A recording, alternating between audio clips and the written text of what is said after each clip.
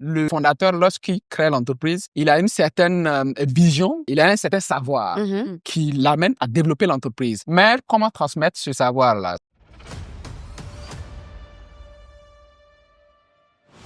Je comprends les patriarches. Ils se posent toujours la question de savoir qui va le faire et qui peut le faire. Tout à fait. Donc, c'est pas que parfois, les patriarches ne veulent pas transmettre. Donc, les meilleurs patriarches, c'est que quand ils ont eu la chance d'identifier quelqu'un dans la famille qui peut faire le job, eh bien, ils ne font plus rien seul. Et ils ne décident plus de rien seul. Ils définissent donc du coup des périmètres dans lesquels ils laissent faire. Ensuite, ils acceptent la modernisation. Il y a des entreprises familiales qui veulent transmettre à leurs enfants, mais n'y arrivent pas et se retrouvent à voir d'autres personnes qui ne sont pas de la famille. Et je me demandais à ce moment-là, est-ce qu'on va encore les appeler entreprises familiales? La question est de savoir, est-ce que nous voulons sauvegarder le patrimoine ou bien nous voulons contrôler l'entreprise? D'accord.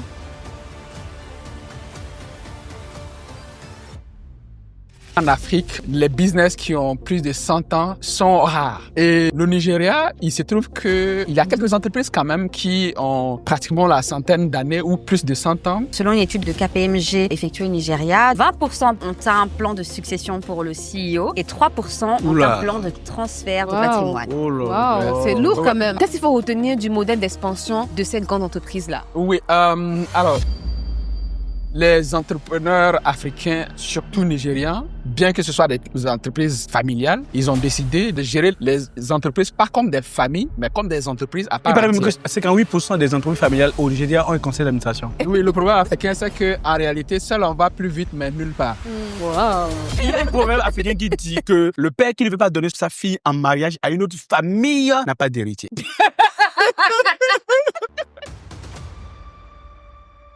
Bienvenue à toutes et à tous dans ce nouveau numéro de la Team Agile by Agile Team, votre rendez-vous stratégique où on décrypte, analyse et challenge ce qui secoue le monde des affaires, du business, de la tech et du leadership dans le monde et surtout en Afrique. Pour ce nouveau numéro, je suis votre hôte, Dominique Odieb, et je suis en compagnie de Tanela Vosi, député CEO de Agile Team. Bienvenue Tanela.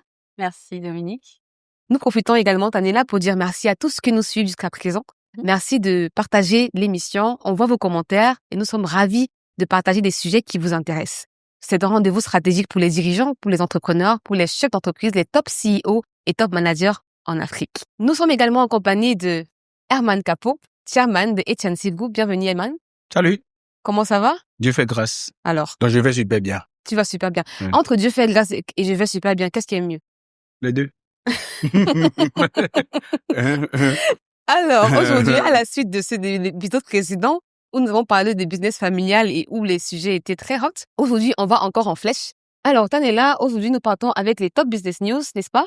Absolument. C'est parti. Alors, en top business news aujourd'hui, nous parlerons du gouvernement guinéen qui décide de transformer localement le fer de Simandou. En transport aérien, le Cameroun atteint près de 1,8 million de passagers en 2024. En top trends, aujourd'hui, nous verrons le stockage et la protection de données personnelles en Afrique. Qu'en est-il de l'utilisation des sanctions, des réglementations? Nous le verrons aujourd'hui. En hot topic, nous continuerons avec ce sujet très très hot de business familial en Afrique. Quels sont les modèles d'expansion? Quels sont les modèles de pilotage? Comment cela se passe? Nous le verrons dans cet épisode de la Team Agile by Agile Team. Alors Tanela, nous allons au premier top business news. Le gouvernement guinéen affiche clairement son désir, sa volonté de transformer le fer, transformer localement surtout, le fer de Simandou. Absolument Dominique, effectivement, depuis l'arrivée du président Mamadi Doumbouya en 2021, la transformation locale a été vraiment l'ambition annoncée, la priorité et plus particulièrement dans le secteur minier. Alors, à l'instar de la bauxite, le pays veut appliquer la même logique, celle de la transformation locale au gisement du Simandou, sachant que c'est le gisement le plus grand au monde et celui qui est encore assez inexploité. Donc l'ambition clairement affichée, donc c'est la construction de raffineries avant toute exportation de fer, des ambitions de transformation locale qui peuvent soulever des questions, Tout à fait. puisque effectivement, comme je l'ai dit précédemment, avec la bauxite, on n'y est pas encore. C'est ça. Malgré voilà le projet annoncé, la bauxite est encore exportée à l'état brut. On a 145 millions de tonnes exportées en 2024. Et on peut remarquer également qu'avec certains partenaires internationaux, donc notamment les Émirats, que le gouvernement a révoqué le permis de l'Émirat Global Aluminium pour non-respect des engagements de la construction de la raffinerie. Donc, on peut se poser des questions justement si pour le gisement de fer, ça sera la même chose. Mais est-ce que c'est pas la raison pour laquelle justement ils veulent transformer cela localement? Bah, ça a été la même chose avec la bauxite. Mais Herman, quand on... Alors, oui, je pense que l'idée derrière, c'est effectivement avoir des avantages, des retombées économiques, tu vois, créer de l'emploi, avoir une exportation beaucoup plus forte en termes de valeur ajoutée. Donc, oui, clairement, l'ambition est présentée et elle est tout à fait louable, j'ai envie de dire. Maintenant, derrière, est-ce qu'on est en mesure d'exécuter? Telle est la question. Est-ce que quand tu dis transformation locale, ça veut dire aussi expertise locale?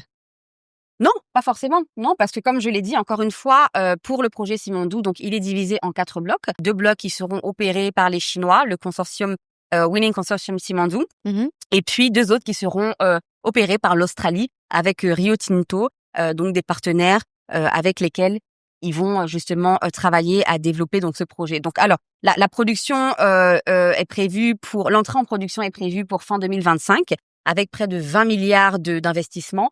Bon, on attend de voir effectivement voilà ce que ça va donner concrètement. Est-ce que justement Herman, est-ce que ça change un rapport de force dans la gestion des ressources naturelles africaines? Donc, une fois, j'ai entendu un avocat qui est spécialisé dans le montage des deals pour le gouvernement guinéen, qui disait que le projet Simandou, ça constitue pour eux un penalty à la dernière minute. Il veut jouer ce penalty-là à fond. C'est pourquoi je parle de rapport de force. Oui, mais parce que si les gens juste vont exploiter, par exemple, les ressources, et puis ils vont aller les valoriser ailleurs. C'est pas intéressant. Voilà, c'est pas. Par exemple, comme on le verra tout à l'heure avec l'État sénégalais, eh bien, il y a une mine d'or. Ils ont dit, vous produisez les lingots ici. Et donc, les lingots sont produits et sur place. Donc, ce qui fait que ça va créer jusqu'à 2600 emplois. Même si c'est un projet qui n'est que sur 10 à 12 ans, au moins pendant ce temps, il y aura de l'emploi créé. Quand on parle de la réserve ou des mines de Simandou, mais c'est extraordinaire comme opportunité. Et pendant des centaines d'années, des dizaines d'années, la Guinée a laissé cela exploiter. On peut pas accepter que les gens viennent exploiter juste et ils envoient la matière première brute. Et il n'y a pas d'emploi qui sont créés, il n'y a pas d'usines d'exploitation qui sont mises en place. Si ces usines d'exploitation sont mises en place, il y a autant de jeunes Guinéens qui sont prêts à mettre la main à la pâte. On peut avoir de l'expertise externe ou extérieure, mais effectivement, ils n'ont qu'à transformer sur place et ensuite, ils vont exporter exactement comme par exemple on fait au Bénin, où le coton est maintenant transformé sur place, où les granits sont maintenant transformés sur place.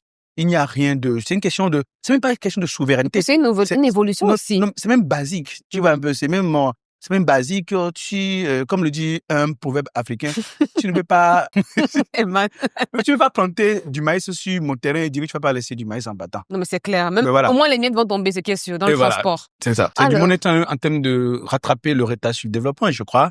Il faut jouer ça à fond, comme l'a dit, Monsieur Cham.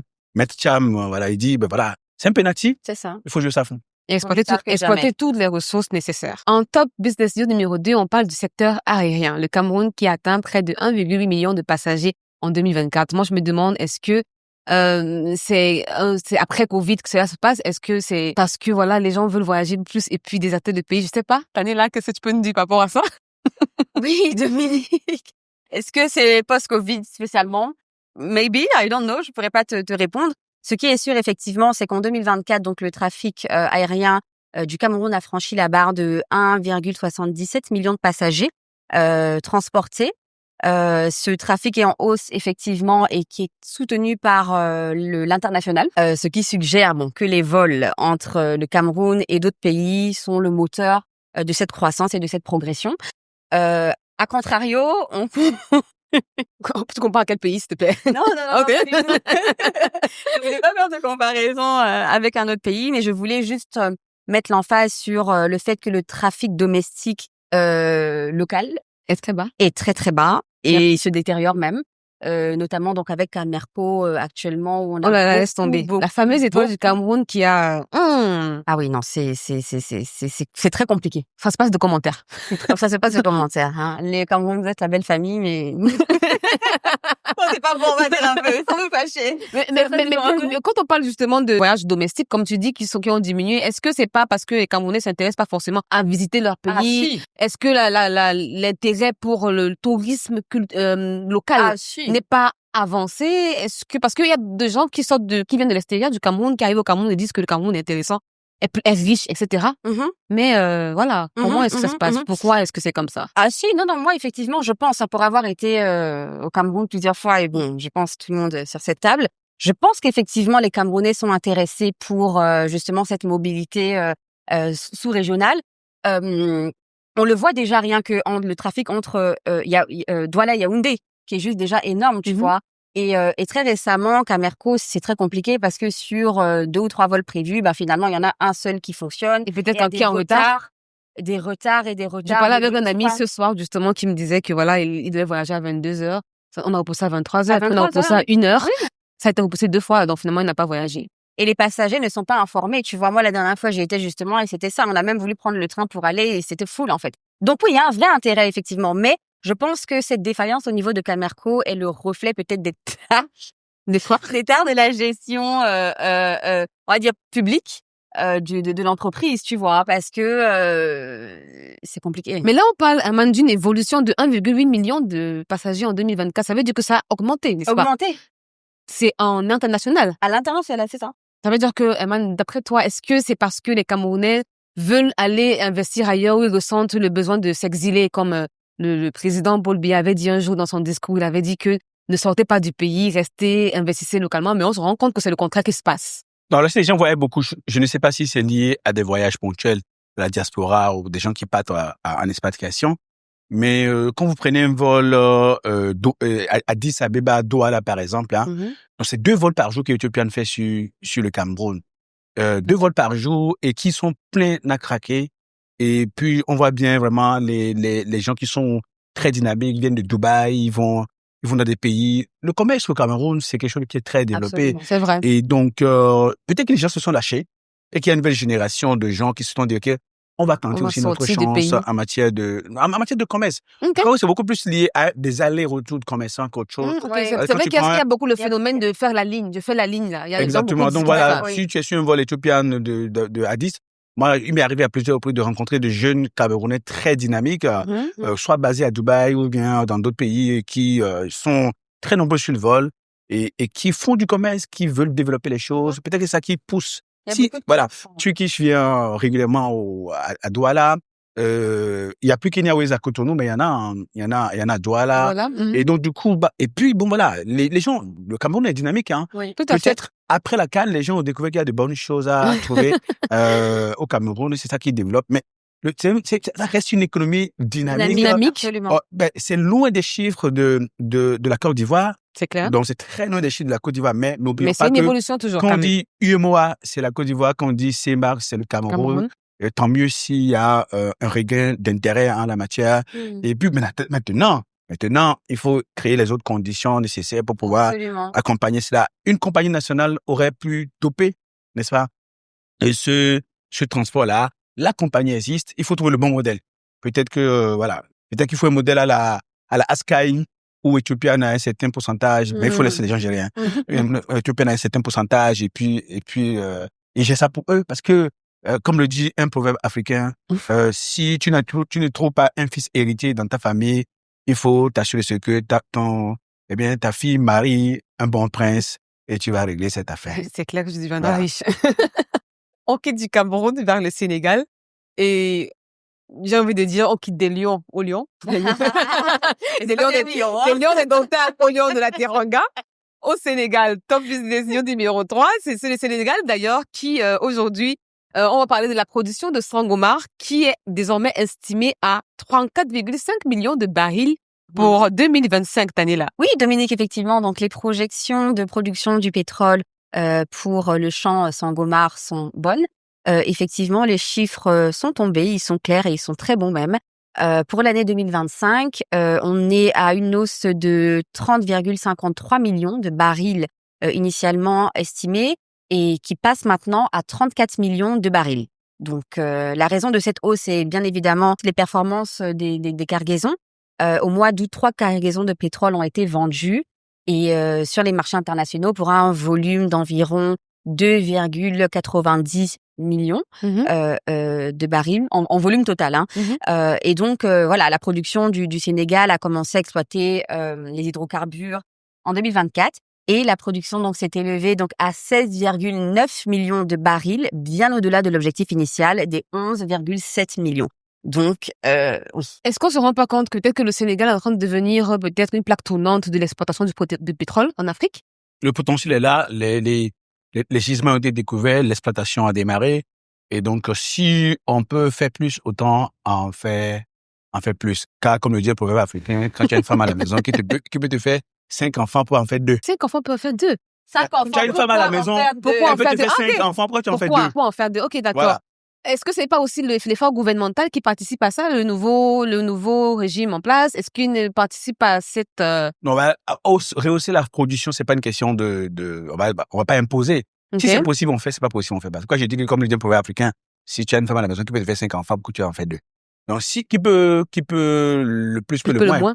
Donc, à partir d'instant, si on est capable de faire 16 millions au lieu de 11, autant en produit. Surtout que, bon, voilà, c'est une période où certainement on a intérêt à accélérer, donc, du coup, cette production-exploitation-là. Et ça fera du bien à l'économie sénégalaise. Absolument. C'est une avancée majeure vers la souveraineté énergétique. Donc, Parlant de souveraineté, j'ai envie de parler de souveraineté digitale, de souveraineté de gouvernance de données, parce que l'Afrique va de plus en plus vers une souveraineté de ses propres données. Les données en Afrique ne sont plus tout le temps exportées. On a de plus en plus des personnes qui collectent les données et qui les utilisent. Donc, on va aller au top trends, justement, du jour qui parle de stockage et protection des données en Afrique, données personnelles. Qu'est-ce qu'il en est? La structuration, les sanctions, les régulateurs, l'utilisation, qu'est-ce qu'il en est fait? Tanela, tu peux nous en dire plus? Merci beaucoup, Dominique. Effectivement, oui. Alors, avec l'avènement du big data, c'est vrai que la donnée est au cœur des sujets, des conversations. Il est plus que crucial pour les gouvernements, les États, de protéger en fait les données personnelles des individus. Et en tendance générale en Afrique, effectivement, c'est ce qu'on observe ces temps-ci, une grande montée en puissance du régulateur, et un durcissement des sanctions, parce que dans plusieurs pays, il y a des fautes qui sont commises et les gouvernements, les États sont attendus sur une convergence des standards RGPD, comme on a à l'international. Tout à fait. Exactement. Et donc, quelques chiffres, bon, voilà, des exemples de sanctions. Effectivement, au Nigeria, on a l'entreprise Meta, donc, qui a été sanctionnée pour un montant d'amende estimé. C'est une bonne chose, parce que ils prennent nos données, les formulaires, etc. Non, mais c'est une bonne chose parce que parce que sans ça, il n'y aurait pas eu de changement, peut-être. Voilà, c'est aussi important d'avoir la régulation. Aujourd'hui, n'importe qui se lève et fait des formulaires, fait des choses, prend les données, on ne sait pas ce qu'on en fait.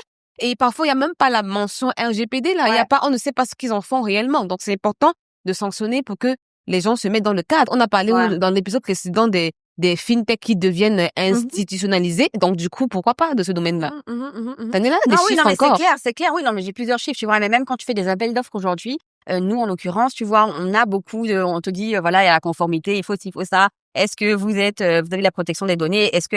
Et donc, c'est des sujets réels. Je pense que de plus en plus, finalement, maintenant, d'entreprises ont pris conscience de ça et essaient tant bien que mal d'aller sur des standards internationaux.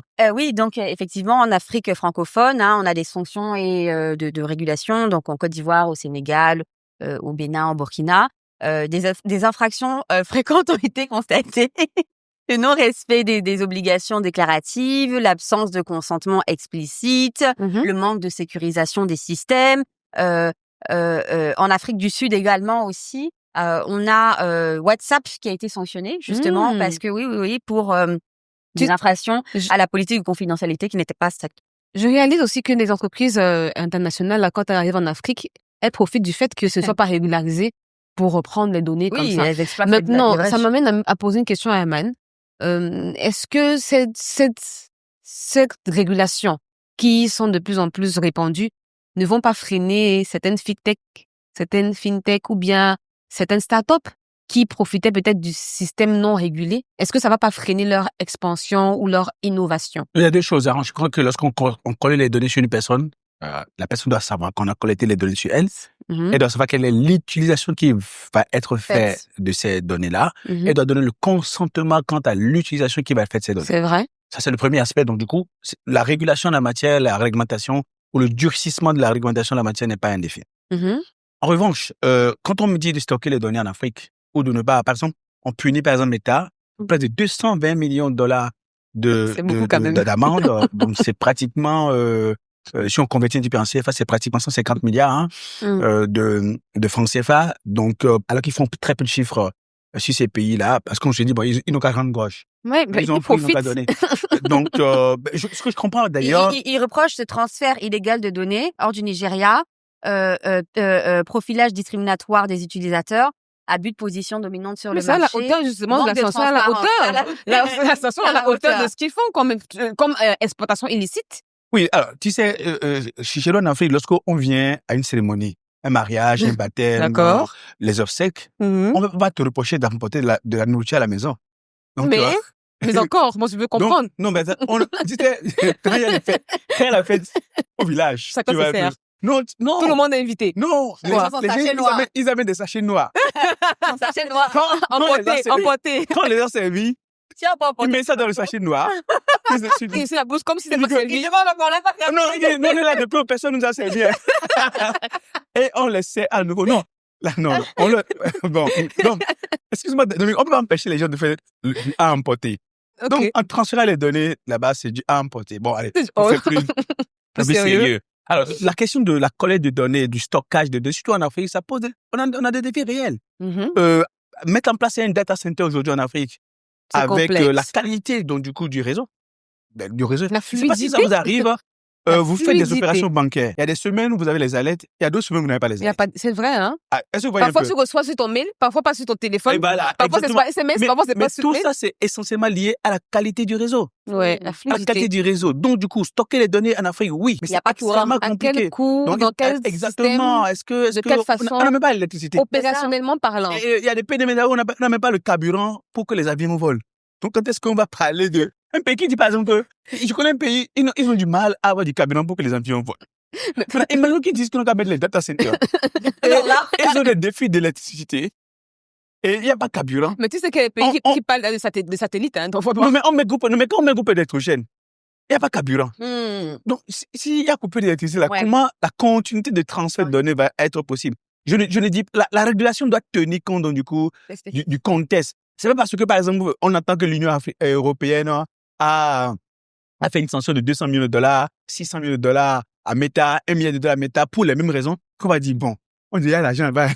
Donc, on met en place la régulation et puis on commence par faire du harcèlement sur les acteurs qui sont en balbutiement. On a besoin de données en Afrique. On a besoin de les stocker. Mais quel est l'endroit où, quand on les stocke, moi, je ne me permets même pas d'héberger un site internet en Afrique. Parce que Tu as sais comment peur, ça à se tout passe. moment ça va crash, à tout moment ça va bugger, Oui, tout ça. mais je dis, il n'y a pas d'électricité, il n'y a pas de carburant. la bande passante, tout Il n'y a ça. pas de carburant.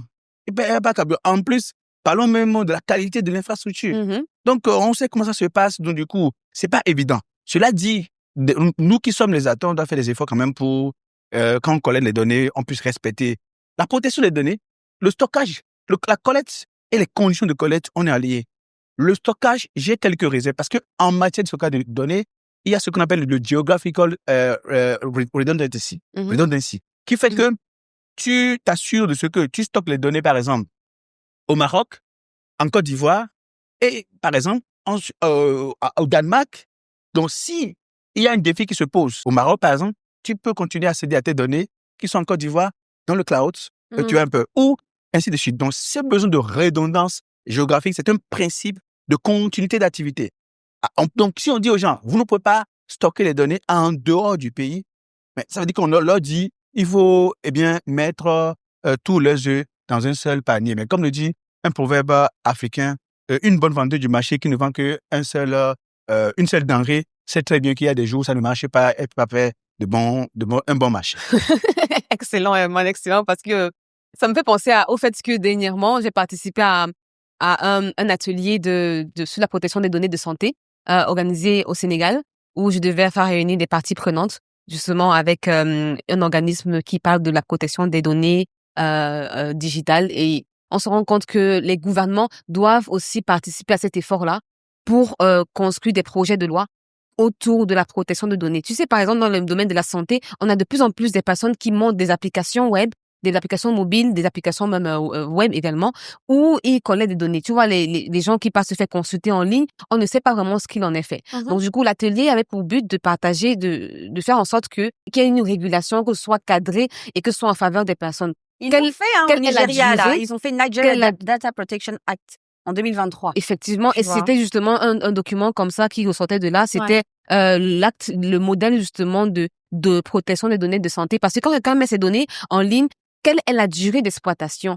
Combien de temps ça va être utilisé? Qu'est-ce qui va en être fait? Est-ce qu'il y a une date d'expiration? Qui a accès à ces données également sur le long terme et même après mon décès? Donc, ce sont des vrais sujets qu'il faudrait vraiment aborder parce que cela contribue aussi qui montre aussi qu'un État devient souverain dans l'utilisation de ces données. C'est vrai qu'en termes de stockage, comme Emmanuel disait, c'est délicat, mais en termes d'utilisation, toute personne ne doit être mise à l'écart.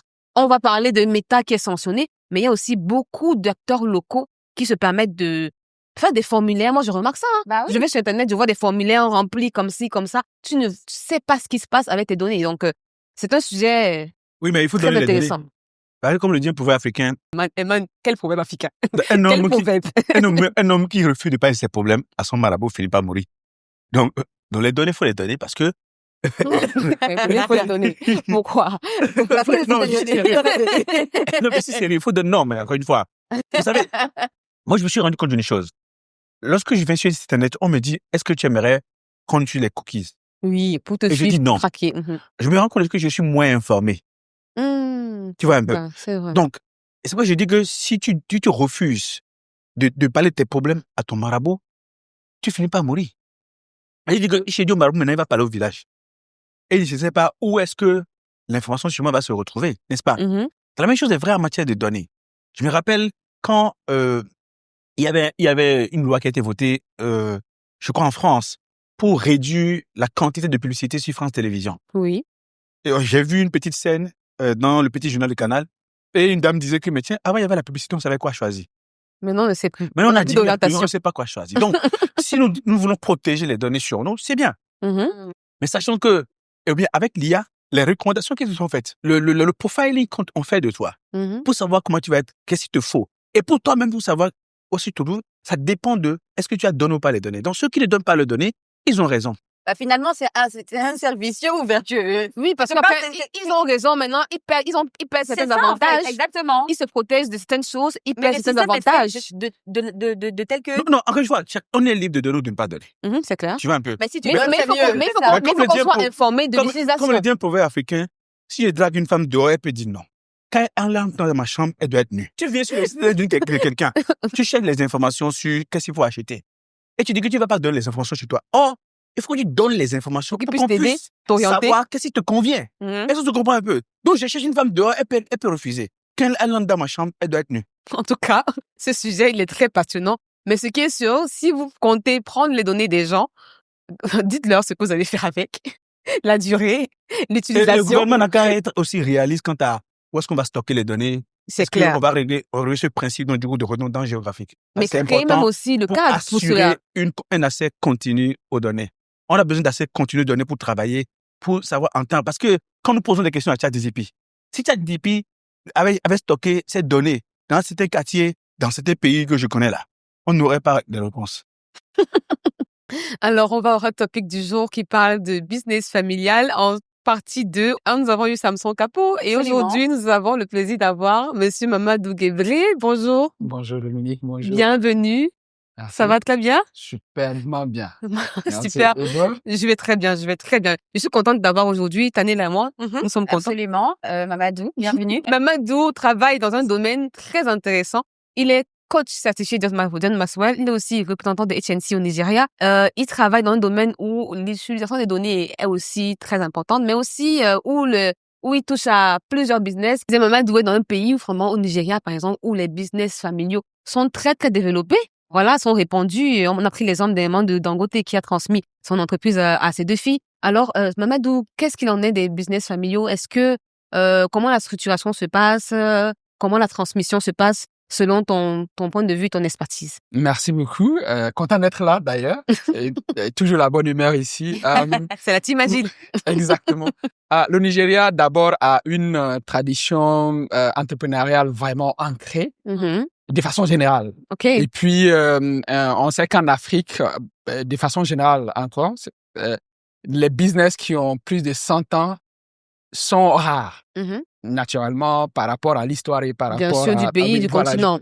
Voilà, justement. Et le Nigeria, il se trouve que, quand même, comme je disais, a une culture entrepreneuriale vraiment développée. Il y a quelques entreprises, quand même, qui ont pratiquement la centaine d'années ou plus de 100 ans. Et, par exemple, le groupe Dantata, dont Dangote est issu, et qui a commencé depuis les années 1910. Ils avaient déjà un jet privé dans les années 40. On peut dire qu'ils sont vraiment un vrai modèle en termes d'expansion. On peut dire ça. Oui. Et il se raconte même que le vieux Dantata, lorsqu'il était carrément à la fin de ses jours, il a réuni ses enfants et puis ses conseillers financiers et il était en train de les supplier. De ne pas faire mourir. De ne pas laisser l'entreprise mourir. Je vous prie de ne pas laisser l'entreprise mourir. Et finalement, c'est bon. En fait, c'est une vision qu'il était en train de planter dans leur tête. Et leur cœur. C'est ça touche le cœur, les émotions. Surtout, parce que quand tu dis que quelqu'un est décédé en pensant à ça, et chaque fois que tu vas faire mourir, tu vas négliger, tu vas dire, je peux pas. C'était au moins sa dernière volonté. Exactement. Et le groupe Dantata, encore là, parallèlement à cela, il y a d'autres groupes également comme Ibru au Nigeria. C'est africain, même si Ibru sonne un peu... Il y a Ibru, mais Ibru. Parce que au Nigeria, les gens qui mangent les gens, c'est un coup d'Ibru, bien Ibru. Bon. Quand on mange les gens, c'est certainement une légende. Parce que nous vivons en parfaite harmonie, très à l'aise. Par exemple, macho, à Lagos, où on vend la viande des cannibalistes. Dexter. Enfin, je pense que je suis là. Donc, je vais m'en tenir la distance. Laissons les sujets, les connaisses compliqués. Ils doivent retourner là-bas après, hein. Laissez-le rentrer. Pas de business familial. Tranquillement. Derrière, c'est un business familial des rituels. Oui, effectivement, il y a des rituels, mais là, nous parlons des rituels de gouvernance, des rituels de transmission, mais c'est les vrais rituels qui font que les gens ne meurent. Ça marche même. Même s'il te plaît, laisse mon invité tranquille. Bon, d'accord. Il faut qu'il te dise les choses. Donc, effectivement. Apparemment, les Européens sont plus bons en rituel que nous, alors, parce qu'ils ont des entreprises millénaires. Enfin, bref. Mais qu'est-ce qu'il faut j'aimerais te demander, avec ta perspective et ta vue de coach et de businessman aujourd'hui, qu'est-ce qu'il faut retenir du modèle d'expansion de cette grande entreprise-là? Oui, alors, je vais prendre de façon générale. En réalité, les entrepreneurs africains, surtout nigérians, ont soif de savoir. Ils ont embrassé, en fait, cette idée-là qui parle de learning organization. De sorte que, en réalité, c'est le savoir. Les données, on a parlé des données tout à l'heure, mais données même en termes d'information. Il paraît même qu'il y a quelqu'un, il est le quatrième le plus riche du Nigeria, et pour le cadeau de mariage qu'il a donné à sa fille, c'est son propre livre. Oui, Femi Otedola, justement. Otedola, c'est celui que sa fille s'est mariée récemment, là. Voilà, justement. Ah oui. Il a donné un livre. Oui, il lui a offert un livre parce que... Il ne sait pas acheter maison. Je pense qu'il a déjà réglé ça. Un mariage qui s'est passé sur 3 continents. Un mariage vraiment... oui. Et tu sais, Dangote a d'ailleurs fait le discours en disant que je sais que vous serez les prochains meilleurs entrepreneurs en Afrique. Exactement. Il a dit que quand Dangote était valide devant le monde entier, exactement. Il a dit que at some point you will take the back seats and we will take the back seat and you... Arrête de nous insulter en anglais, ça dit quoi? Un Ivoirien qui parle anglais, on dirait... Il est né au Libéria. Il va s'asseoir, il va aller en arrêt, il va s'asseoir, il va regarder prospérer. Voilà, justement. Donc, en fait, pour revenir à la question, modèle d'expansion. Oui, justement. Comment ça se passe? D'abord, en fait, il faut savoir que le Nigeria, c'est environ 40 millions d'entreprises. Et si c'est 40 millions d'entreprises, on a près de 24 millions d'entreprises familiales. Et ces entreprises familiales-là, naturellement, sont gérées avec chacun à sa sauce.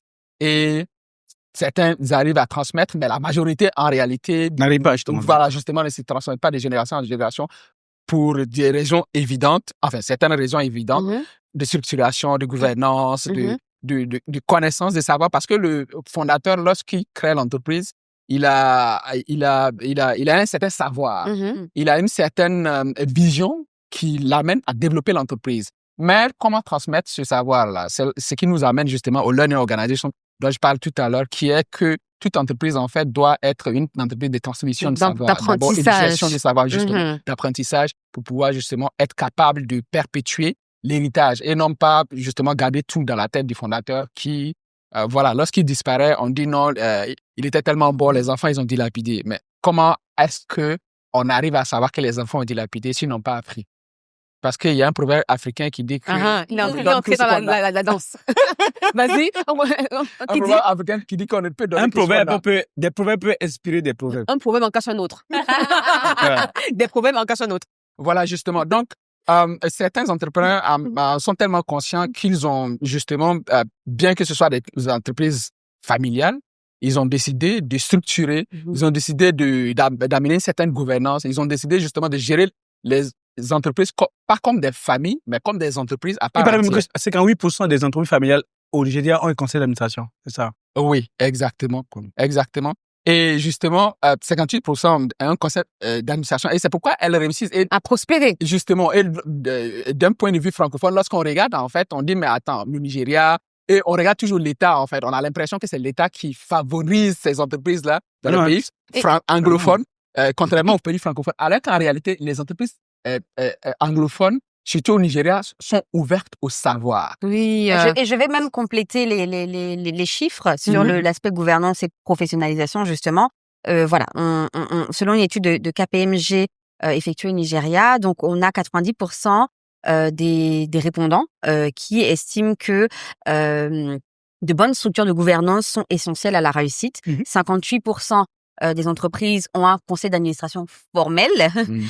Seulement 20% par contre ont un plan de succession pour le CEO et 3% ont un plan de transfert de patrimoine. C'est lourd quand même. En fait, c'est au Nigeria. Sur le 3%, je vais essayer de nuancer. Okay. C'est normal parce qu'il y a des fondateurs qui décident de façon délibérée, intentionnelle, de ne pas transmettre l'héritage à la famille. À la famille. C'est le cas, par exemple, de Femi Otodela, dont il a parlé, qui a offert le livre à sa fille. Comme cadeau de mariage. Comme cadeau de mariage. Parce que Femi Otodela, il a 3 filles, un garçon, non? Et c'est fort, hein? Ses filles, il y a une actrice. Je pense que c'est elle qui s'est mariée, là. Oui. Il y a avec une le chanteur DJ. Easy. Et il y a il y a une DJ et il y a une actrice, une DJ et une chanteuse. Par contre, les gens ne savent pas que Davido, son père, est un grand homme d'affaires. Si, les gens savent. Exactement. Les gens savent. On comprend c'est pourquoi est-ce que les albums sont répandus. Ça excite justement tes 3% parce que Femi Otodela, par exemple, pendant que Dangote, comme Herman le disait, s'apprête justement à passer la main à ses 3 filles. Oui. Femi Otodela, qui est le 4e richest, plus riche du Nigeria. Lui, le plus riche du Nigeria. Le 4e homme le plus riche du Nigeria. Il le dit même dans son livre. Il dit non, lui, il ne compte pas transmettre l'héritage à sa famille, à ses enfants. Et il a même dit dans le livre, sa femme le pressait pour qu'il justement intègre les enfants dans la gestion de ses entreprises. Il a dit non catégoriquement. Et heureusement pour lui, ses enfants ont choisi le domaine artistique. Quelqu'un a choisi d'être DJ. J'imagine que sur le France, il va organiser les fêtes tous les jours. Mais justement, il y a de l'argent à se faire. Mais moi, je trouve que c'est très sage. Je trouve que c'est très sage comme décision. Parce que justement, dans les business familiales, et quand on parlait dans l'émission précédente de succession et de transmission, c'est que des fois, en fait, les enfants n'ont pas forcément envie. Et parfois, ils ne sont même pas passionnés de ce domaine. Exactement. Ils ont leur propre aspiration, ils estiment qu'ils ont leur propre destin, ils veulent écrire leur propre histoire. Et donc, il faut les soutenir. Mais j'imagine que le père de Davido l'oblige à gérer la boîte. Non, mais ça va être faire des bandes totales. Et le gars, il a... Alors, on va vouloir le conseil d'administration. Il va se dire, à mon abélé. Au moins, il y aura une belle culture d'entreprise. Je suis fan, comme la t'imagines. Mais c'est très intéressant parce qu'on se rend compte qu'il y a différents types. Tout à l'heure, on parlait de conseil familial, conseil d'administration. Et on se rend compte qu'il y a peut-être une dichotomie entre la gestion anglophone et la gestion francophone. Herman, alors, on dirait pas forcément... Est-ce que c'est une dichotomie, mais c'est un parallèle ou alors c'est une différence trop criade? Non, mais comme l'a dit Mamadou, au Nigeria surtout, un peu moins, et au Kenya. Oui. Et au Kenya, tu vois, c'est l'un des rares pays où tu vas, quand tu prends un avion, et que la vision décolle, les gens sortent un livre. Tu vois? Les gens sortent un livre. Et quand on dit que il y a je me rappelle la dernière fois, d'ailleurs, on était ensemble, on était au Nigeria. Oui, avec Et une personne sortie du livre Shift. qui fait 200 millions de dollars de chiffre d'affaires. Donc, 80 millions de dollars de chiffre d'affaires. Et dont l'entreprise est valorisée à 200 millions de dollars. Il vient à un témoignage. Il dit que c'est en écoutant un pasteur à la radio que lui, il écoutait chaque fois, chaque semaine. Et c'est là qu'il apprenait à gérer une entreprise. Et il était d'une simplicité incroyable. Ouais, c'est vrai. Hein. Le gars, il fait, sa boîte vaut 200 millions de dollars, 120 milliards de francs CFA. Donc, 80 millions de dollars de chiffre d'affaires. Nigérien en plus. 50 milliards. Et il est vous l'avez vu, on l'a vu ensemble. l'a vu ensemble. Il était d'une simplicité incroyable. Parce qu'il il est venu apprendre. Là, les pieds sous terre. Et moi, je crois qu'il blaguait. Donc, en observant, je me suis rendu compte d'une chose, c'est qu'il prenait des notes. Il prenait des notes. Et donc, tu imagines quelqu'un qui fait 10 milliards ici. Il continue. C'est fini. Il va s'asseoir pour apprendre quoi? Je me sens. Et il va te dire que le business se fait d'une manière donnée. La traîne de TikTok, là. Non, mais non, on ne le dit pas, pour critiquer. Enfin, moi, mais ça, c'est un mindset, c'est l'état d'esprit. Il faut qu'on voilà, critique même mais la bonne chose, c'est qu'il y a de bons exemples. Effectivement, je voulais demander quels sont les bons exemples à prendre. Par exemple, nous, on accompagne une famille en Guinée-Bissau, par exemple, pour faire cette transmission. On était ensemble cette année-là. Et le père, à la fin d'une formation, il nous a dit, venez. Et il nous a dit, l'arbre que j'ai planté, vous êtes en train de l'arroser. Wow. Est-ce que tu vois un peu? Et il dit, je suis soulagé de voir que, tiens, mon fils va avoir l'accompagnement nécessaire. Je comprends les patriarchats. Ils se posent toujours la question de savoir qui va le faire et qui peut le faire. Je me rappelle, on est sur un cas, par exemple, dans un autre pays, au Bénin, par exemple, et l'une des questions que le père posait, c'est est-ce que vraiment je peux passer la main? Ouais. Et je suis allé le voir. C'est une inquiétude. La question, c'est est-ce que tu veux laisser la main? Est-ce que c'est ça? Oui, mais quand on parle de modèle de transmission, c'est il faut la volonté. Ça commence déjà. Ça commence par la volonté. Oui, mais la question aujourd'hui, c'est tu veux passer la main? OK. Tu te dis à qui veut passer la main? Et comment? OK. Mais la question est, est-ce que tu veux laisser la main? Et en général, ils n'ont pas... Il va après et puis tenir la main. Comment expliquer la main? Ça marche pas. Alors qu'on dit, il n'y a pas de succès. Comme le dit un poète africain, quand quelqu'un est malade, tu peux lui donner à manger. Mais quand la personne n'est plus malade, laisse-le mettre la main dans l'assiette lui-même. Donc, ça, c'est pour les Africains. Donc, ne dis pas que j'ai fabriqué. Voilà. Je parle 4 langues locales. Donc, je suis en train de traduire la langue locale. Si tu veux la prochaine fois, je dis ça dans la langue normale avant de traduire. Merci, il faudra faire ça. Comme ça, si tu vas voir ça, est-ce que tu comprends? Non, pour faire sérieux. Non, à partir du monde, nous avons des modèles de réussite. Oui. Donc, je suis confiant. Que c'est possible de réussir. On nous a parlé des cas du Nigeria. Mais par exemple, je me rappelle, je vais vous donner un exemple très simple. À Abidjan, un jour, il y a un jeune qui, ayant découvert Chelsea, a décidé de venir à un workshop de Chelsea. Mais il a supplié son père de venir. Wow. Et le père est venu. Maintenant, le père lui a créé une entreprise, dit, je vais voir si tu peux. Après le workshop? Oui, après le workshop. Wow. Non, il a déjà créé l'entreprise avant. D'accord. Donc, le père a dit, OK, comme tu dis que tu veux apprendre les choses nouvelles pour pouvoir développer l'entreprise, et donc on va voir. Le père, il dit, OK, tu payes de ta poche l'accompagnement par agency. Le fils a payé l'accompagnement. En revanche, il a mutué le chiffre d'affaires par 2,5. Après 1 an.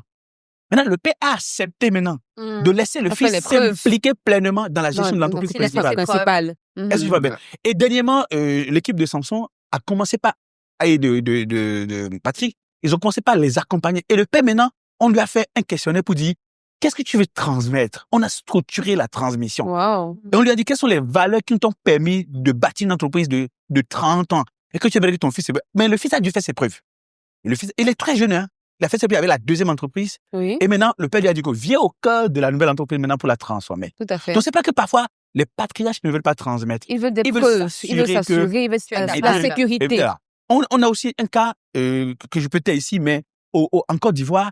Et le père se demandait est-ce que la fille pouvait gérer plusieurs entreprises à la fois et manifester du leadership. Oui. Et depuis plus de 6 ans maintenant, on fait un accompagnement.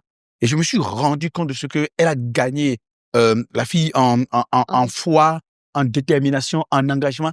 Et elle va même faire des choses que le père n'a pas prévues. Donc maintenant, il faut décider. Tu décides de transmettre et il faut décider de laisser la main. Oui. Pour ne pas marcher sur le périmètre. Enjeu. Et comme on l'a dit la dernière fois avec le top TV que Tanela a partagé avec nous, capacité. Oui. Donc, la transmission doit passer par la capacitation. On dit que si tu ne veux pas perdre ton temps à faire quelque chose, ne le fais plus seul. Voilà. Donc, les meilleurs patriarches, c'est que quand ils ont eu la chance d'identifier quelqu'un dans la famille qui peut faire le job, eh bien, ils ne font plus rien seul. Et ils ne décident plus de rien seul. Ils définissent donc du coup des périmètres dans lesquels ils laissent faire. Ensuite, ils acceptent la modernisation. Accepter la modernisation, je veux dire que je ne peux pas. De toute façon, moi, j'ai vécu un cas où on s'est rendu compte de ce que, eh bien, j'ai dit au patriarche, ton coding contient un taux de personnes de certain âge qui fait que les jeunes ne veulent pas venir bosser dans votre boîte. Oui. Donc, la meilleure façon pour vous de vous en sortir, c'est de rajeunir votre coding. Ils ont la tête au Moyen-Âge. Non, alors, oui, c'est pas que personne ne veut travailler son grand-père. Oui, mais ça dépend si ton grand-père est trendy, un peu comme Bill Gates et sa fille. Il y a des limites quand même. Oui, si tu veux. Non, mais personne ne veut travailler son grand-père. Maintenant, et puis des grands-pères qui te donnent des leçons d'habillement. Des grands-pères affectueux. Donc, Excuse-moi, tous les les grands-pères jeunes sont pas. pas comme ça. Ça pose un défi de pérennité. Est-ce que vous voyez bien? Oui. Maintenant, l'une des choses que moi je dis toujours, il ne faut pas forcer la transmission. Donc, dans le cas de comment ça s'appelle? Femi Otedela. Otedela. Donc, si tu vois que tu as un DJ, et puis tu as une actrice, donc chacun des enfants a son destin. Est-ce que tu vois un peu? Comme le dit John Maxwell, on ne met pas les canards à l'école des aigles. C'est Il ne faut clair. pas demander à un canard qui aime être dans la rivière de devenir un aigle. 1, tu fais mal au canard. 2, tu fais mal aux aigles. 3, tu fais mal à toi-même. Donc, le fait de forcer que c'est forcément quelqu'un de ma famille qui va avoir la transmission, ça pose un gros défi. D'où, il faut faire la différence entre le conseil de famille et le conseil d'administration. Ça veut dire quoi? Mais à ce moment-là, est-ce que... La famille peut créer on va dire, une holding d'investissement. Et qui va récupérer les parts de la famille dans l'entreprise. On fait venir d'autres personnes et maintenant, on choisit un CEO. C'est justement ce que je voulais te demander. Et ce CEO va diriger. Mais la famille va venir en conseil d'administration.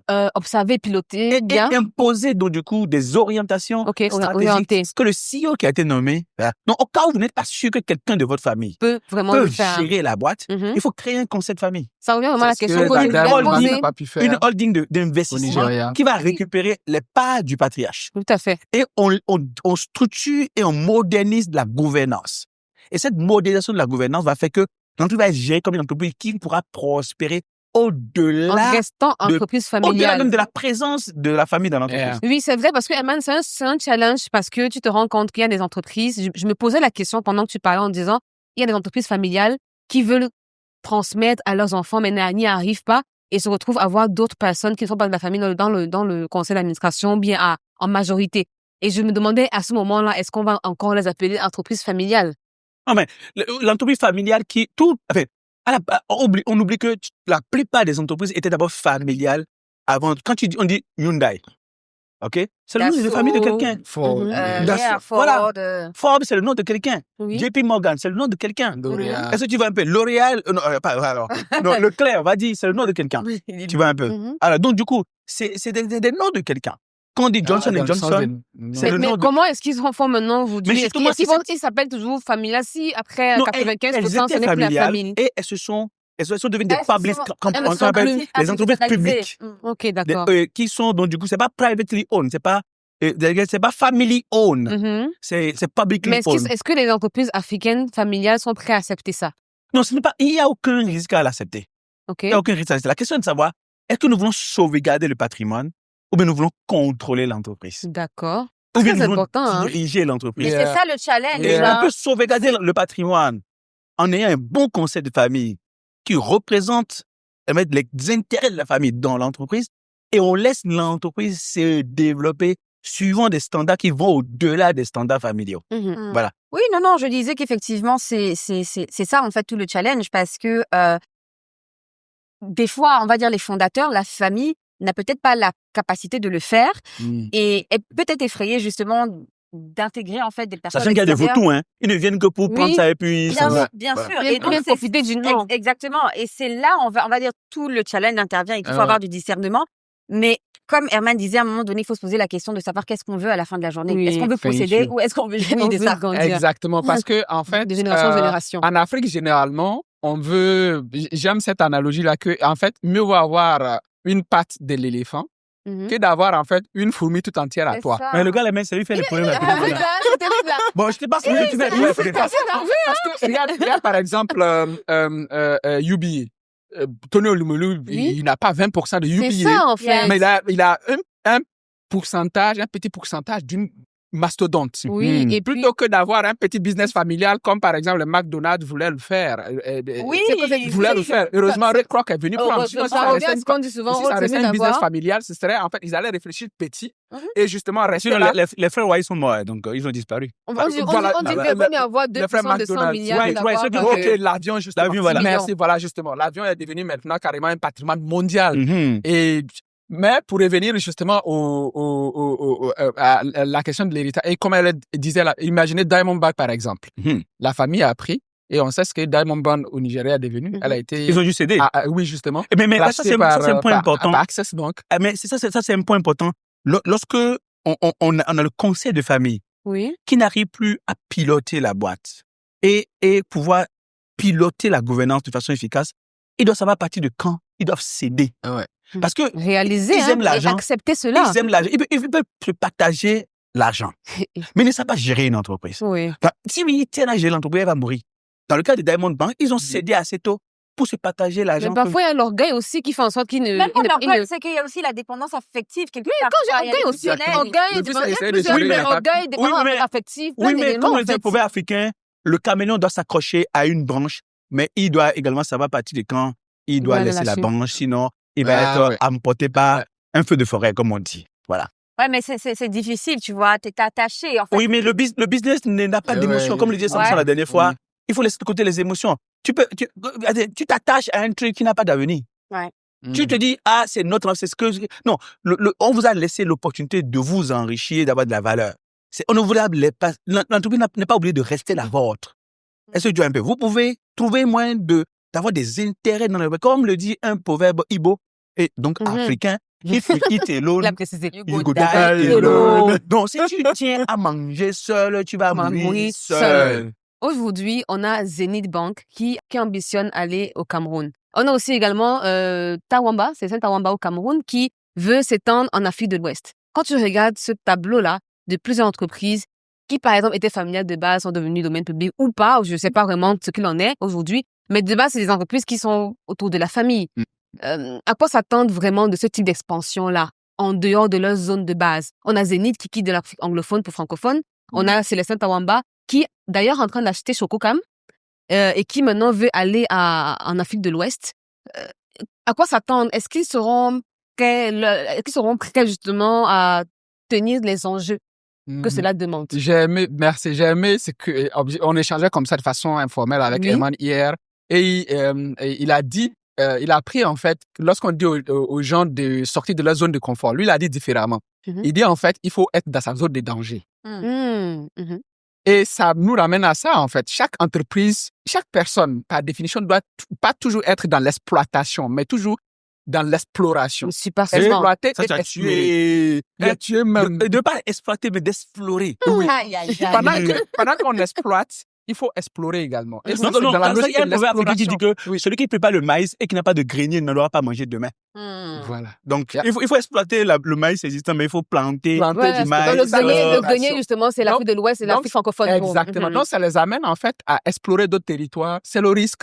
Ça vient justement avec certaines contingences, mais il faut le faire, c'est nécessaire. C'est une zone de danger, mais qu'il faut explorer, sinon Ce tu qui ne vas... grandit pas, par défaut, régresse, donc va mourir. Peur. Donc, les entreprises ont intérêt à s'étendre avec tous les risques qui C'est vont ça. avec, mais justement. Ils vont Mais de sortir façon partout. structurée. Là où la terre, Oui, il là faut où la que Il faut terre est structurer la fertile. croissance. Merci. Parce que ce qui se passe aussi, c'est que les patriarches, ils ont le flair. Tu vois, ils sont très courageux. Ah ouais. Et puis, ils ont des connexions, ils sont dans un réseau qui fait que ils développent sans structuration parfois. Et ça devient une colosse au pied d'Agile. Je voulais rappeler qu'à Agile Team, by HNC, nous avons des solutions de transformation dans la durée. On peut accompagner dans cette transformation sur 3 ans, 5 ans, pour que le patriarche il puisse mourir en paix, parce que de toute façon, De façon comme le pérenne. dit un proverbe africain, C'est reposé même en paix. même le babao qui domine la forêt finit toujours Va par tomber. s'assécher. Oui. Voilà. Oui, oui. Et puis, en réalité, c'est dans la logique, en fait, de faire de l'entreprise qu'on veut transmettre un learning organization. Une organisation, une entreprise, en fait, On où apprend. Et les enfants viennent à l'école pour apprendre à côté. Exactement. Ce sont les entreprises qui ont de l'avenir. Aucune entreprise ne peut espérer prospérer et durer dans le temps si elle ne se transforme Mais pas. d'ailleurs, même parlant d'entreprise de- familiale, sur l'étude de KPMG, les entreprises celles qui ont développé une culture d'entreprise ont plus de chances de se développer. Mais quand c'est juste une culture familiale, tu sais, parfois quand il y a les fêtes au village, l'entreprise s'arrête. Parce que la plupart des dirigeants sont... Ils sont convoqués de la là-bas. famille. Mais tu sais, il y a des entreprises où je vois pour le moment où le parent, il est le patriarche, effectivement, il est pratiquement mourant, il est malade. Mais les enfants sont en conseil d'administration, ils sont obligés d'appeler le père sur le lit d'hôpital pour lui dire, Ou dit, on voilà fait telle comment? décision, on fait comment, etc. structure. Et c'est très, très Il n'a pas compliqué. transmis la culture managériale. Ou au-delà de ça, parfois il transmet, mais comme tu as dit, il ne laisse pas. Ouais. Il veut toujours être au centre de décision. Ah oui. Il Ouais. dit pourquoi vous avez fait ça, pourquoi vous avez fait tel partenariat. Moi, Ah. c'est des choses que je vois Il y a rien régulièrement. d'aussi douloureux que de partir sans avoir transmis. John Maxwell le dit si bien d'ailleurs qu'il n'y a pas de succès sans succession. Tu n'as pas de successeur, tu n'as pas réussi. Oh, mais en dehors de cette succession-là, de la Mhm. transmission, du manque peut-être de transformation culturelle, etc., qu'est-ce qui crée en dehors de ça les litiges dans la succession? Là, je parle du niveau où, Tanella, peut-être tu nous diras plus parce que tu es assez aussi concerné par les business familiaux. Parce que je me demande vraiment, lorsqu'une entreprise finit de faire la succession, un patriarche fait la succession, après cela, ses enfants dirigent. Qu'est-ce qui crée les litiges à ce moment-là? Alors, en termes de défis, souvent, en fait, il y a une cassure au niveau des visions, OK? tu vois.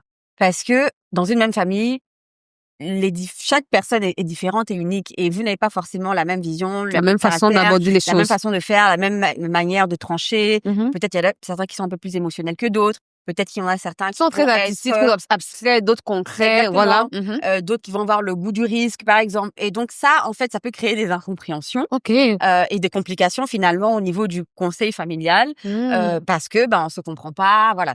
Il y a aussi le cas où il y a des rivalités. Il faut le dire. Entre les enfants. Il y a souvent des rivalités entre enfants, c'est vrai. Il y a la rivalité. Comme on dit, on est dans une famille. Et les familles, en fait, ce qui se passe dans la famille va être révélé dans l'entreprise. C'est symptomatique, tu vois. Mhm. Les rivalités entre les enfants, déjà même dès l'enfance, souvent entre frères et sœurs, on va dire papa préférait telle personne que l'autre, telle a telle plus de capacité, etc. Et donc quand tu viens dans le business, et c'est la même chose en fait. Et donc il y a des rivalités, voilà, entre les différentes parties prenantes, etc. Et c'est très compliqué, tu vois. Donc voilà, je pense que C'est ça. c'est deux C'est ça. points. Amen, tu as Mais il faut un point? également dire qu'il y a l'intrusion des personnes externes, OK. des retours. Par exemple, les cas Oui, bien d'espèce, sûr aussi. c'est quand, par exemple, l'héritier désigné. Mhm. Tu imagines l'héritier désigné, il décède. Oui. Et on dit que la succession tombe directement sur son fils. Mhm. Son fils n'est pas majeur. Il n'est pas encore prêt. Très bien. Et tu comprends qu'à partir de cet instant, on va dire que c'est la mère de ce fils-là qui va gérer. Or, les beaux-frères et les belles-sœurs de cette mère-là ne l'aimaient pas. Ouais. Et elle se retrouve du jour au lendemain à devoir piloter les choses. On va la combattre, on dit tu n'es pas de cette famille. Et on fait des On ne t'a même jamais aimé, de toute façon. Exactement. On t'a jamais C'est accepté l'entreprise de de mon fils, nos c'est l'entreprise de mon Donc, fils. mais Pourquoi tu me je pousses? crois Mais que c'est le manque de courage de la part du patriarcat pour dire, OK, si j'ai ma fille, par exemple, qui peut diriger, donc même si dans notre tradition, on dit que une fille ne peut pas hériter, Mhm. je peux dire que c'est elle qui va gérer parce que je sais qu'elle peut gérer. Peut Et je transmets officiellement parce que de toutes les manières, comme l'a dit un écrivain béninois, il dit que la construction d'une nation moderne, il s'appelle Jean Pillard, passe par la suppression, l'éradication de certaines reliques du passé. On dit que la culture doit être la culture de l'excellence, du succès. Si on a dans notre culture, par exemple dans la succession par exemple, j'ai ma fille qui peut bien gérer les choses. Mais on dit que la succession ne tombe pas dans la main d'une fille. Si on va par exemple les Kadji par exemple au Cameroun, Mhm. la fille, elle gère. Parce qu'elle peut gérer. Oui. Maintenant, je ne sais pas si vous le savez, mais moi, quand tu vas à K-Hotel, tu te rends compte de ce que la famille s'est vraiment retirée Oui. et a nommé des gens qui savent gérer l'hôtel. Oui. L'hôtel a été construit sur la base des normes internationales et il est géré Et sur tu la le base des ressens, hein, quand normes tu vas à internationales. K-Hotel. Et Tu le ressens. tu vois que la bien fille, sûr. elle a pris du recul pour laisser. Par exemple, moi, je l'ai jamais vu. Après, est-ce que ce n'est pas aussi justement le fait que la nouvelle génération a tendance à mieux comprendre les enjeux de direction, J'en sais rien, mais elle normes, est plus compétente. ouverte à ce Mais genre elle de est choses? compétente. Et le père ne s'est pas dit, OK, parce que chez les Parce qu'elle est- Bamileke, Ouais. la fille n'hérite pas. Mais le père a eu le courage courage, peut-être de dire, elle va le faire. Et dans ce cas, les autres sont obligés de s'aligner. En tout cas, on parle de cas concrets là. Et on voit que quand tu vas à Car Hotel, quand tu vas à la brasserie Kaji, quand tu vas, comment s'appelle le centre commercial là, qui est à Bali là. Super U, Su- non, non. Kadi Square. Kaji Square. Mhm. Mais c'est des choses qui sont bien gérées. Et pourtant, monsieur Kaji n'est plus de ce monde. Parce que la société, ça ne veut pas dire qu'ils n'ont pas de défis, hein. Bien Ça ne sûr. veut pas dire qu'il n'y a pas de remue-ménage. Après, je connais les gens Mais- en interne qui Mais savent au moins, que- c'est moins Mhm. catastrophique Mhm. que d'autres cas qu'on a pu Parce qu'on a pu aussi, voir. on a aussi à côté de ça Foku, on a Soin qui n'ont pas forcément pu, Mais voilà. voilà, qui Voilà. n'ont pas Avec pu, la qui n'ont pas pu convergence suivre. des valeurs Voilà, aussi. qui n'ont pu suivre jusqu'à présent, quoi. Oui, t'en es là? Non, c'est ça. Alors, je voulais aussi compléter le propos d'Herman en disant effectivement, il a évoqué les personnes externes, mais il y a aussi le défi des personnes internes. Oui. C'est-à-dire que nous, on a eu le cas concrètement, tu vois. C'est Ok. que, le fondateur n'est plus. On va donner la succession aux enfants qu'on estime capables de pouvoir gérer et Oui. qui ont les compétences, etc. Mais une fois que, la personne vient dans l'entreprise, même elle est combattue parce que, en fait, les staffs, les personnes qui sont là disent que non, une femme ne doit pas gérer, une femme ne doit pas nous dire ce qu'on doit faire, C'est une ça. femme fait ci, pas cela. Le Et il y a complexe, ouais. quelque part, tu vois, ils C'est pensent que tu très n'es pas à ta place archaïque. et que tu es illégitime. Ah, tu mais vois. c'est des choses qu'on retrouve aussi même au Sénégal, hein, beaucoup. Absolument. Parce que même au niveau même de la transmission des marabouts qui doivent avoir l'association, c'est par une femme, il y en a qui refusent. C'est un Maintenant, héritage il y a- africain. en C'est fait. un héritage africain, donc ça va même au-delà du business, tu vois. C'est quelque Bien chose vraiment sûr, qui est bien très, sûr, qui est très africain. Bien sûr, il y a la culture aussi à prendre. Et ça, Ouais. c'est très Mhm. difficile. Et mais bon, après, effectivement, comme il a dit, il faut arriver à s'imposer, il faut se battre. Mais ce sont des réalités, effectivement, qu'on observe lors de successions. On a aussi un cas extraordinaire comme la compagnie d'entreprise du Sahel. Mhm. Voilà, donc le père par exemple, il a vraiment Alesso. formaté ses enfants. Et il y a un qui s'appelle Yerimso qui a décidé lui d'aller entreprendre et d'avoir À d'autres côté. rêves. Et puis il y a un autre qui est Omaso, donc qui dirige l'entreprise aujourd'hui et il est soixantenaire. Et il s'est rendu compte à un moment donné que il y a trop de soixantenaires dans son quotidien. Oui. Et donc, il a commencé par faire la transition vers plus de quarantenaires, parce que s'il ne le fait pas, quand leur Ils génération sont va passer, vieillissants, ça aussi, il y aura un peu de l'entreprise va passer. transmission. Donc, Mhm. et c'est des gens qui structurent les choses de façon intelligente. Et sans cette structuration intelligente des choses, eh bien, on se retrouve du jour au lendemain à ne pas savoir quoi faire. Parce que comme on dit, quand une famille, comme le dit le proverbe africain, quand une famille gérante n'a pas une stratégie pour garder le pouvoir, ça tombe dans la main des cousins Des délinquants. cousines, Voilà. ou alors des personnes extérieures. C'est un sujet hyper intéressant parce que je réalise que en dehors de la structuration, en dehors de la capacitation, il y a des défis internes qu'il faut vraiment adresser. De toutes les manières, une entreprise obéit à des normes internationales. Oui. Elle n'obéit pas à des normes familiales. Donc, les normes internationales passent avant tout.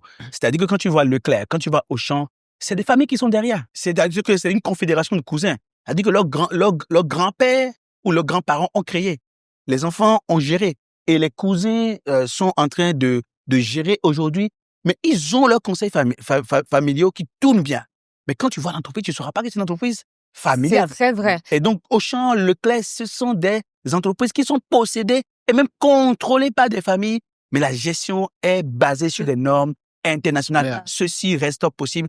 On a vu le cas, je crois que le cas de Kadji est un cas. En tout cas, Mhm. depuis que le père il est parti, ça ne s'est pas écroulé. Oui, c'est On ne voit pas la c'est vrai catastrophe. qu'ils ont vacillé à un moment donné, après ils se sont Oui, relevés mais parce complètement. qu'il Et y a, c'est normal. voilà, ils ont pu peut-être mettre un peu d'intelligibilité Oui, dans la chose. Ils ont aussi apporté de l'innovation et comme je disais justement, par rapport au fait que ce sont des gens qui sont de la quarantaine, il y a des nouvelles choses qu'ils voient, des Exact. nouvelles pratiques, des Exactement. nouveaux outils, etc. Absolument, ils ont fait l'étranger pour Tout la à plupart, fait. donc ils reviennent aussi Oui. avec, voilà. Et pour- Ça ne garantit pas le fait qu'on ait fait l'étranger. Non, Parce bien que sûr, quand pas on n'a pas forcément la l'étranger, capacité, je dis. et surtout quand on ne Ils sont comprend pas, ouverts. une ouverture d'esprit. Ils en ont fait. des- voilà, sont quand ouverts on d'esprit. ne connaît pas comment les lois locales et Mhm. puis les règles non écrites Oui. marchent aussi, parce qu'on est quand même dans un contexte Ouais, c'est- africain, dynamique- avec La dynamique humaine. contraintes Oui, Bien sûr. Étranger, c'est pas africaine. forcément Europe ou Bien Amérique, sûr, même bien en sûr. dehors de En leur dehors. pays, tu vois. Et- Parce que avant, les oncles venaient et demandaient à ton père de l'argent cash. C'est clair, oui, Et oui. ils oui. venenaient et ils demandaient Après, ton pied qu'on ne donne pas ton pied, voilà, commence à qu'on enfler.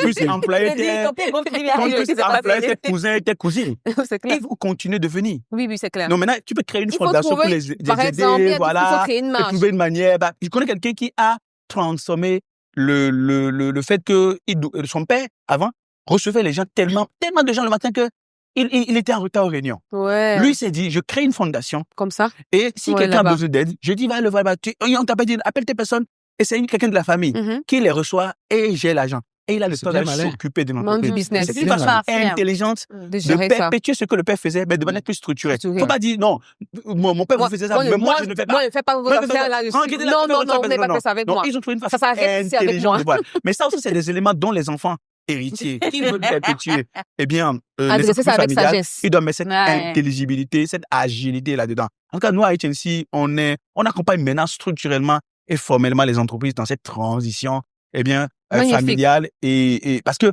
perpétuer ce qui est bien fait est quelque chose de très important. Et ça peut se modéliser et ça peut se structurer, ça peut se perpétuer. Voilà. Et nous, on fait de l'accompagnement à cet effet. Si la question de la succession est un défi pour vous, ne vous en faites pas.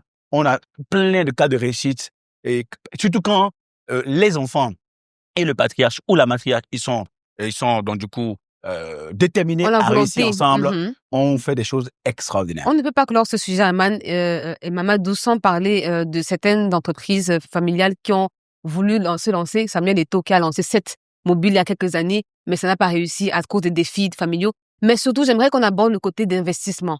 Est-ce que les investisseurs, d'après vous, Mamadou ou Aman, est-ce que les investisseurs ont de la peine à investir dans les structures familiales? Est-ce qu'elles sont propices à l'investissement extérieur? Donc, est-ce que les investisseurs font confiance aux structures familiales? Non, c'est conditionné. Donc, tant que c'est une entreprise gérée de façon familiale, par exemple, ils vont vous dire, il faut mettre en place un comité RH. C'est-à-dire que même si tu veux que ta fille ou bien ton fils soit nommé DG, ça passe par le comité. Mhm. Et comité RH suppose quoi? Ça suppose que, eh bien, on prend un cabinet de classe internationale qui va faire les entretiens, qui va challenger donc du coup la capacité de gestion de ta fille ou de ton fils. Et maintenant, on ne le choisit pas parce qu'il est de la famille. On le choisit parce qu'il en a les compétences. Oui, oui. Donc, ils exigent ça. Ils vont exiger un comité d'audit. Ils vont exiger un comité risque. Ils vont exiger Les certifications ISO, etc. Exactement. Mhm. Qui feront que l'entreprise sera pilotée suivant les normes internationales. Oui. Ensuite, bien évidemment, il y a les droits de vote au niveau du conseil d'administration. Mhm. S'ils viennent investir, ils vont poser des conditions quant à quels sont les droits de vote qu'ils doivent avoir. Mais là, c'est très régulier. Mais est-ce que tu penses que tous les investisseurs demandent tout ça? Non, mais absolument qu'ils demandent tout ça.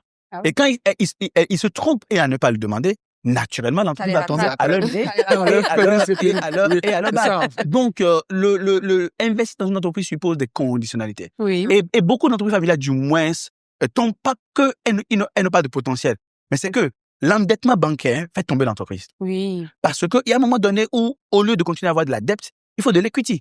Il y a des gens qui viennent investir et prennent de la part. Mais vous n'êtes pas structuré pour qu'on puisse investir et prendre des parts. Oui, oui. Conséquent, vous êtes obligé de multiplier les immeubles, de multiplier les terrains pour pouvoir prendre Tout à fait. et ça coûte cher. Et si l'entreprise n'arrive pas à se rentabiliser à temps, eh bien, vous avez choisi le mauvais modèle de financement. Et rien que ce mauvais modèle de financement peut tuer l'entreprise. Eh bien, le père ou bien la mère qui avait l'entreprise, qui va commencer à tomber malade parce qu'il y a la pression des banquiers. Et c'est ça qui va le tuer, en fait. Est-ce que c'est pas à ce moment-là, justement, qu'on a qui veulent faire des levées de fonds? Oui, non, mais c'est trop tard. C'est trop tard. Parce que quand ça se déstructure comme ça, et tu as les banquiers derrière toi, les maladies qui sont cachées depuis longtemps vont s'aggraver. Les enfants ne le savent pas. Et puis, c'est ça qui t'emporte dans un premier temps. Et dans un second temps, tu leur laisses de la bouillabaisse. Ouais. C'est ça que tu vois un peu. Donc, il vaut mieux structurer pour créer un conseil d'administration et mettre en place les dispositions de normes internationales. Ce qui va faire que d'autres personnes vont arriver, injecter de l'argent pour sauver la base. On a des cas de figure où les gens ont dû le faire pour sauver leur base. Et il y a des gens qui ont refusé, et actuellement, les enfants sont appelés à gérer les dettes dont ils ne comprennent même pas la structure et ne savent même pas par quel moyen ils vont pouvoir le faire. Pour lever des fonds, il faut être structuré. Pour pouvoir transmettre, il faut être structuré. Est-ce qu'on a des exemples aujourd'hui d'entreprises familiales qui ont réussi à faire des levées de fonds ou alors où les investisseurs ont fait confiance lorsqu'ils ont voulu lever des fonds? Non, le père de Davido, par exemple, il a dû s'allier avec des Chinois pour gagner un contrat de $2 milliards pour fabriquer de l'électricité au Nigeria. C'est un cas concret. Et puis, pour abonder dans le sens de ce que Herman disait tout à l'heure, en fait, les investisseurs ne vont pas aborder l'entreprise dans le sens d'entreprise familiale ou non familiale. Oui. C'est une entreprise qui doit passer par la structuration, Mais le fait que par une bonne gouvernance, oui. Le fait qu'elle soit familiale, est-ce que ça ne fait pas peur justement à l'investisseur? C'est ce qu'il parle. Il parle justement de gouvernance, en fait. Voilà, Tout justement. En dépend. fait, oui, qu'elle soit familiale ou non, Ok. il y a qu'elle est une checklist, on va dire structurée? simplement. Il Il y a une regarde juste checklist, les en fait. normes. Voilà, Ok. justement, qu'elle doit respecter. Qu'elle soit Mhm. familiale ou non, on ne peut investir que dans une entreprise qui a une bonne gouvernance, qui a une bonne structure qui a un conseil d'administration, un prévisions, conseil de etc. gestion, Mhm. qui a tout Une et tout est perspective. tracé également et Ouais. qui a documenté ses décisions, qui a documenté également ses sorties, ses entrées d'argent, pour citer quelques exemples comme ça. Il faut une entreprise pareille pour pouvoir investir, qu'elle soit familiale ou non. Donc voilà, il y a des critères, Oui, les meilleures les pratiques, meilleures justement, pratiques, best mhm. practices, Mhm. dont on ne peut pas faire l'économie, qu'il faut justement implémenter dans l'entreprise si on veut vraiment avoir les chances de grandir et pouvoir attirer des investisseurs. En tout cas, sujet business familial, ça nous donne beaucoup, beaucoup de choses à dire. C'est un sujet très large. Dites-nous ce que vous en pensez. Est-ce que vous avez un business familial que vous aimeriez laisser être géré par vos enfants? Est-ce que vous êtes prêt à vous faire accompagner par HNC ou Agile Team pour structurer votre entreprise? En tout cas, laissez-nous un commentaire, partagez la vidéo, abonnez-vous. Cette année-là, on va au top tips, excuse-moi, directement de l'épisode. Vas-y. Oui, Dominique, effectivement, le Ah. top tips du jour se résume en une phrase. Seul, on va plus vite. Et ensemble, On va plus plus loin. loin. Je C'est un pense adage. que de nos jours, c'est un adage, c'est un proverbe Africain. Top. Et donc, oui, c'est ça, le mythe du champion solitaire, les obsolètes et caduques. De nos jours, un leader qui survit est un leader qui sait bien s'entourer. Et on en parle également dans le domaine du business familial, tu vois, le dirigeant, le patriarche, le père, le fondateur qui doit arrêter d'être seul. Mais c'est aussi valable en fait en business. Tout à l'heure, on a parlé de l'exemple de la compagnie aérienne Camerco, Mhm. qui justement est un peu en train, bon, je vais pas dire de Peut se faire mourir. accompagner par Ethiopia. Exactement, on peut se faire accompagner par Ethiopia. Par exemple, faire des partenariats, Sky- des à choses Sky- comme ça. Mais peut-être la fierté camerounaise, À non. Sky, non, Non, là, ça. c'est ça. Sky Le l'a Hemley, fait. comme on dit. Effectivement, Askai l'a fait et tout à l'heure, Herman parlait de l'exemple du père de Davido qui s'est Allié aux Chinois. accompagner des allié aux Chinois. et même Mhm. les gouvernements, vous voyez, non, Ça se fait. voilà, On appelle ça un programme partenariat public-privé. Voilà. Exactement, Mhm. exactement. Et donc, il ne faut pas avoir peur en fait de former des alliances. C'est important. Il y a des moments où c'est crucial et puis ça peut changer la donne dans notre business. Absolument. Wow. Et donc, faites des alliances, mutualisez les forces et allez vers un objectif commun. Lovely. I love that. Magnifique. Magnifique. Faites des alliances, mutualisez les forces, restez agiles surtout. Merci Mamadou de nous avoir Merci. entretenus avec ton expertise, ton expérience magnifique comme d'habitude. Merci Aman Kapo. S'il te plaît, pas trop web. Merci à Tanela. Merci, Dominique. Super épisode. Laissez-nous des commentaires, abonnez-vous à la chaîne, partagez vos thématiques que vous aimeriez qu'on aborde. Et puis voilà, on se fera le plaisir de relayer cela pour vous.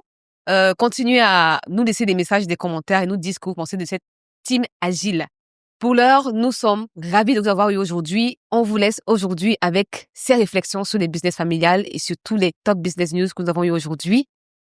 Restez curieux, restez connectés et restez Agile. agiles. Ciao. Ciao.